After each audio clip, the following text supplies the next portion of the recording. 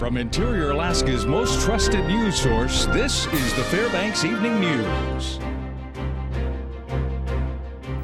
Good evening, Fairbanks, and thank you for joining us. Our top story this evening: Senate leaders announced this morning that they had reached a bipartisan agreement that would end the government shutdown as well as avoid a default on the national debt. This deal would end the 16-day shutdown that left thousands of federal employees furloughed and closed down federally funded organizations and facilities. The legislation was passed by the Senate and will now move to the House for the final vote. The president also commented on the legislation, saying, quote, "Once this agreement arrives on my desk, I will sign it immediately," end quote. Alaska's Senator Lisa Murkowski was one of the females in Congress to help craft the legislation to end the standoff. We are facing a debt crisis. As difficult as the situation is in the House, as contentious as these issues are, we need to keep in mind what the real goal here is, which is getting this country back on track. We will have more on the final vote tonight on News Center Final. That airs at 11 p.m. The state of Alaska has made good on its threat to sue over the closure of federal refuges during the partial government shutdown.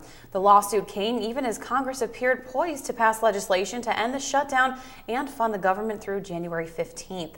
Governor Sean Parnell had threatened to sue unless the U.S. Fish and Wildlife Service reversed its shutdown of federal refuges in Alaska by the close of business on Tuesday. He has said the service's approach has been in stark contrast to that of other federal land agencies during the shutdown. A Parnell spokeswoman says even if Congress reaches a deal, there could be a repeat of what's happened in the future, hence the lawsuit. The lawsuit challenges the service's authority to close federal refuges in Alaska. Alaska State Troopers have located the missing woman Hattie Edwards of Anatuvik Pass. That's according to Trooper spokeswoman Megan Peters. Edwards was reported missing by family members on October 14th. She was last heard from via text message on September 20th and was said to be in the Fairbanks area for medical reasons. Peters said the missing persons case is now closed. Last night was the last regular meeting for two members of the Fairbanks North Star Borough School Board. Board President Christina Brophy and Charlie Leonelli's seats expired this month. The shortened passing periods and adjusted lunch schedule at West Valley were a hot topic during public testimony. This school year, students were given less time to get to their next class, and lunch was split into two different groups. Students have brought petitions about to the issue to the board, and according to them, the changes come with a host of problems. I think I'm kind of like representing more of the emotional view of it. A lot of my peers are representing a very technical standpoint. You know, we don't have time, we don't have, we can't see teachers. I agree with everything that they're saying, but I definitely think that this schedule has made our school less of a community. Also last night, the school district shared updated enrollment numbers with the school board. The numbers dictate how much money the district will receive from the state based on a per-student formula. News Center 11's Tyson Paris-Hansen has more. What do you think? Schools aren't officially done counting student enrollment. They have another week, but they've allocated funding based on certain projections. Our projection was 14,260. We're a couple hundred kids below that right now. A couple hundred kids equates to about $1.5 million, which sounds like a lot, but it shouldn't have much impact on the school budget. Board President Christina Brophy says the board basically has a savings account for times like this. It's less than a 1% change, so the budget itself, we've got over a $240 million budget, so it will impact it to some degree, but not greatly. We try to make sure that we're a little bit on the conservative side, so that should something like this happen, that we'll make it. Brophy says last year the projected enrollment was spot on, and it's hard to say why this year was slightly off. Tyson Paris-Hansen, News Center 11. Again, Daryl, I have to say this weather is unseasonably warm. Yeah, it's really nice. I'm kind of getting, spoiled. I know, me too. I don't want it to end. Well, one man knows the answer to that. Mike Schultz joins us now for our first look at weather. Mike. Well, it's not going to end at least through the weekend. We're looking at temperatures to continue way above normal. In fact, tomorrow we could see a record high. close to 55 degrees. Unbelievable. Almost 20 degrees normally, the normal high temperature. What's going on across the interior right now? Again, very mild temperatures. The coolest air right around Delta Junction, 44 degrees there. 49 at Allison Air Force Base, 51 to 52 degrees in the viewing area for Fairbanks, Fort Wainwright, North Pole. Also 51 in Nenana and Denali Park, 48 degrees. And like I said, there's no end in sight for this until maybe the first part of next week. In the lower 48, more rain to talk about and flooding. We'll tell you all about all the weather later on. Back to you guys. Okay, thank you, Mike. Now, when we come back, Alaska Native youth and elders will be meeting for a conference. Also, we have our weekly... Let's try that again. Our weekly military report. Stay with us. And welcome back to the Fbx Evening News. Thousands of Alaskans are expected to take part in a big earthquake drill this week. The Great Alaskan Shakeout will occur at 10:17 a.m. on Thursday. The drill of Shakeout is part of the event that will occur in states, territories, and countries with more than 17 million people worldwide taking part. Last year was the first time Alaska took part. According to officials, participants of the Great Alaskan Shakeout will be asked to drop, cover, and hold on. Alaska is one of the most seismically active regions in the world. We've had the second largest earthquake ever recorded in the United States, and here in Alaska with our building codes, we don't really see a lot of buildings collapsing. But what we do see during earthquakes is items falling and striking people and hurting them that way. So getting under something sturdy and holding on is what the recommendation is. Before the Alaska Federation of Natives Convention kicks off next week, another important conference will be held for the Native youth. The Elder Youth Conference kicks off Sunday afternoon with early registration at the Carlson Center. The conference is a place for the young Alaskans to gather with elders to learn about their culture, history, amongst a host of other things. Now, according to those with the organization, this is one of the most important events because it connects the youth with great resources for the future. That's more geared towards connecting elders and youth together and talking about more policy and education and things that are for those age groups. Oh, it's absolutely important, and getting the youth involved with their culture and learning from those elders. And there's speakers from all over the state, government officials, business leaders, people talking about important, things, current events like suicide, drug and alcohol abuse. There is growing anger from veterans around the country over the government's failure to provide for families of fallen U.S. service members. And now we are learning that politicians were warned prior to the government shutdown. NBC's Andrea Mitchell reports. For days now, we've heard the outrage on Capitol Hill. It's disgraceful that they're withholding these benefits. Now they're being denied death benefits because of this senseless shutdown. I'm ashamed. I'm embarrassed. Lawmakers complaining that families of fallen U.S. service members are not getting emergency death benefits because of the government shutdown. The outrage spread to the White House. Wednesday, President Obama told Doreen Gensler of NBC's WRC.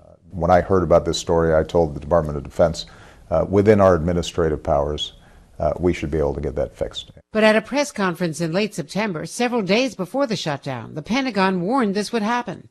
We would also be required to do some other bad things to our people. Just some examples: we couldn't immediately pay death gratuities to those who die on active duty during the lapse.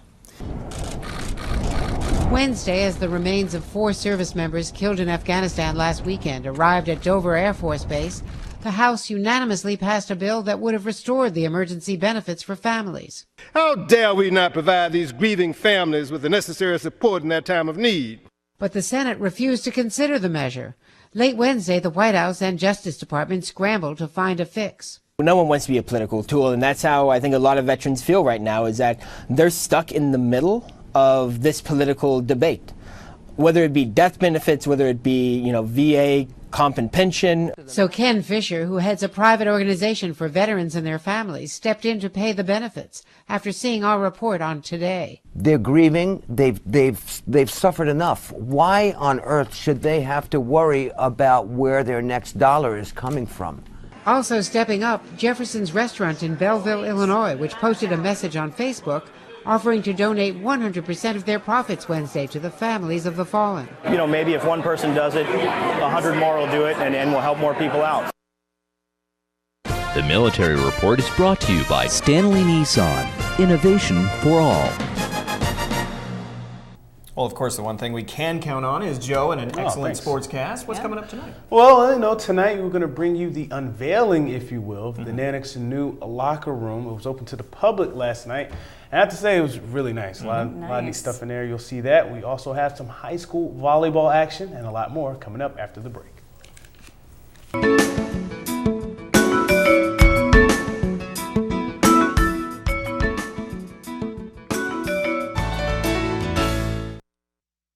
Hello, Interior Alaska. Joe Cook here in the Sports C4A this evening, bringing you some sports on a hump day. Already October, and there is a MAC regular season champion, the West Valley Wolfpack. We're at Lathrop, and the Wolfpack were able to put away the Malamutes in a tough sweep, 25-23, 25-12, 25-21. Senior Lauren Slater was strategic at the net, hitting around Lathrop's blocks for 6 kills. Sophomore Stella Knox had a game-high 9 kills for West Valley. Senior outside hitter chipped in 7 kills and 7 blocks. Samantha Crawford and Lathrop sophomore Carly Fitzgerald, she tried to dig her team out of it. She had 18 digs for a game high. Song Ebbison led Lathrop with 5 kills and 2 blocks. West Valley is 4-0 in the MAC and 6-2 overall. The 4 wins were enough to claim their 5th straight MAC title.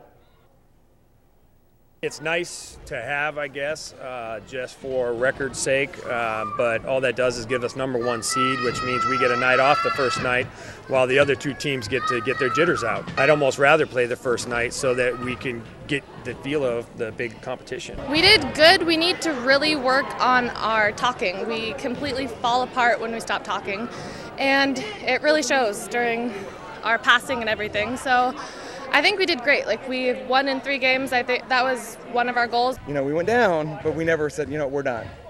And that, to me, that says more about the team than anything, because previously we always struggled with that.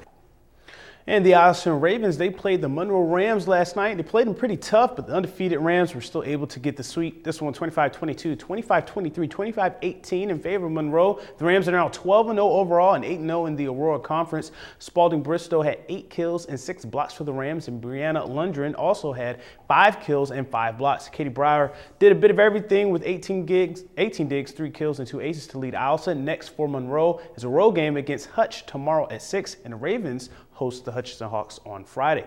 Last evening, the Nannick hockey team opened their new locker room to the public. Some players and coaches showed fans around the new facilities. I got a walk through, and it was really something to see. The locker room renovations took over 6 months to complete. The state of Alaska appropriated $4 million to the construction of the new locker rooms. The team and the Nannick Face-Off Club also raised $100,000 towards the project as well. It's complete with lots of space, a nice emblem in the center and in the ceiling of the locker room. Lounge area, murals of hockey alums and awards and honors posted on the main hallway of the locker room area. Other local hockey teams will have access to these new facilities as well when they compete in the Carlson Center. Fans were impressed, and players feel an elevated sense of pride and excitement for the new locker room. Beautiful facility.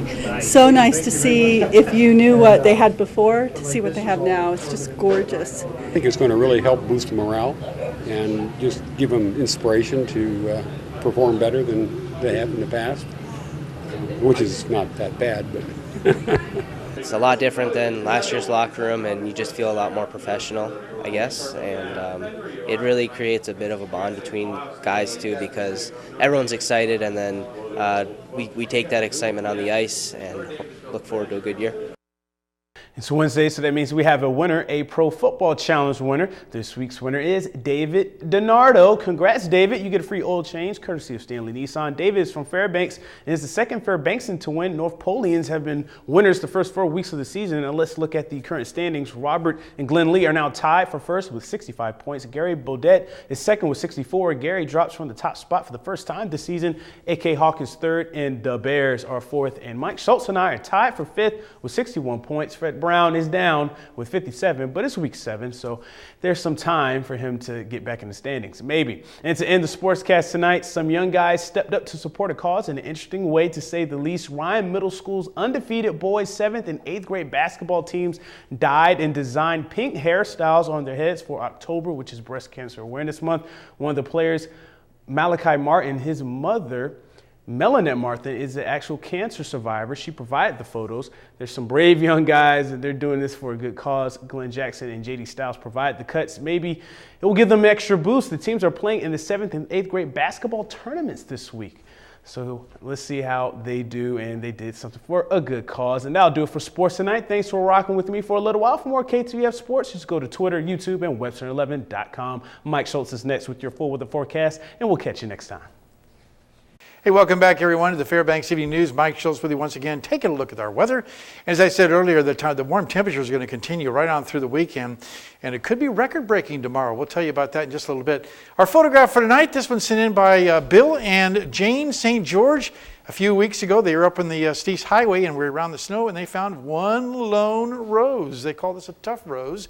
I guess it's because it's tough to die. But anyway, if you have a photograph, by all means, send it to me at Mike Schultz at KTVF11.com. We could use some more photographs. Here's what's going on at the airport right now. For the most part, 52 degrees after a high of 54. The overnight low, 41 last night. So temperatures way above what they should be this time of year. The record high was 56 in 1925. The record low, 14 below in 1965.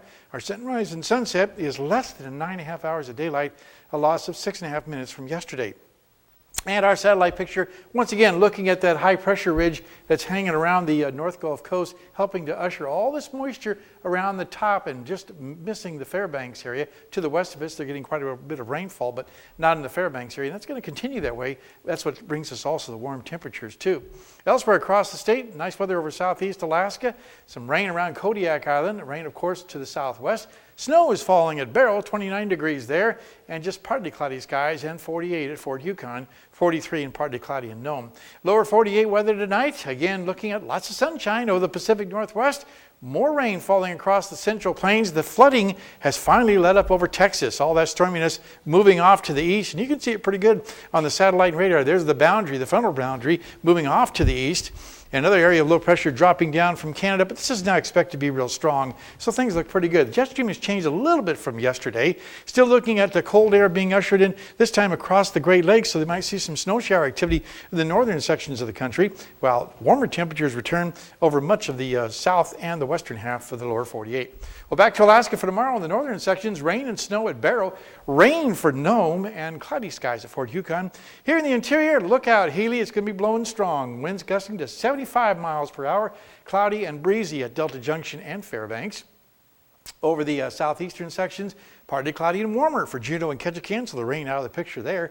Rain is not leaving the southwest, though. Rain showers at Cold Bay with rain in Bethel and Kodiak Island.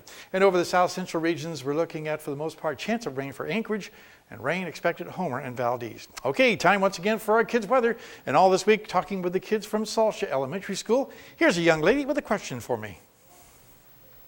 Hi, my name's Nevaeh. I'm in Miss Lumbaum's class in elementary school, and here's my question from the weatherman. Which state has the worst storms? Probably the stormiest is Oklahoma because of all the tornadoes they get and the hailstorms they get there too. In fact, Tulsa is considered the hailstorm capital of the United States.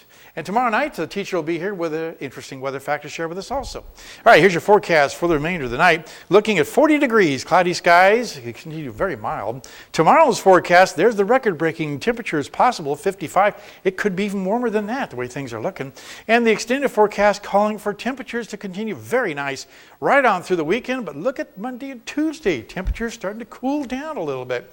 In fact, we could be getting back to our normal type temperatures by the first part of next week. And looking ahead to the further into the week next week, we're looking at possibly maybe some colder temperatures and even some snow. So we have some breaking news to announce quickly that the House has signed the bill approved by Senate. So now it's What off do you know? to President Obama. So we will have to see what happens. We have even better news, though. Yeah. We do. Joe is celebrating his 1-year anniversary with us here at KTVF. A year ago today, I came here at Fairbanks and it was already snowing. I think it was like 20 degrees or so. Yep. And he's still here. That's amazing. That's amazing. Yeah. Longevity. 1 year down. So very good. High five, Joe. Actually, it is. You've done a great job. There we go. You've done a great job. Okay. Great addition. Congratulations, and all right, here we go. Aw, a moment. That'll do it for this edition of the Fairbanks Evening News. As always, we are glad you could join us. Tonight on NBC Nightly News, a deal to avert disaster in Washington. But is this a way to run a government? That's the question. That's coming up next with Brian Williams. And as always, you can join us here 6 days a week at 6 and 11 or online anytime at webster11.com. That will do it from all of us here at the News Center. And to surprise, we don't have ducks tonight. No ducks? No ducks. No, we have the river, the Cheetah River. A very nice shot. Okay. It was done by our director, Justice Soleil. We'll say goodnight to all of you. Y'all. To y'all. Later, y'all. We'll see you back here at 11.